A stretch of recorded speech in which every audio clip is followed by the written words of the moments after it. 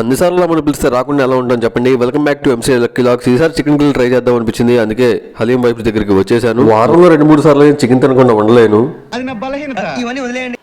Grill full body అయితే order చెప్పేసాం. వేడి chicken grill ని ఆఫ్ చేసి 2 ప్లేట్స్ లో తీసుకొని ఇచ్చేసారు. గ్రిల్ మీద కారపొడి చెల్లి ఇస్తారు. ఇక్కడ mayonnaise, green chutney, onion serve చేశారు. ఇంకా చూడండి, చూసించాలు నోరు ఊరిపోతుంది, లాగిచ్చేద్దాం అనిపించింది.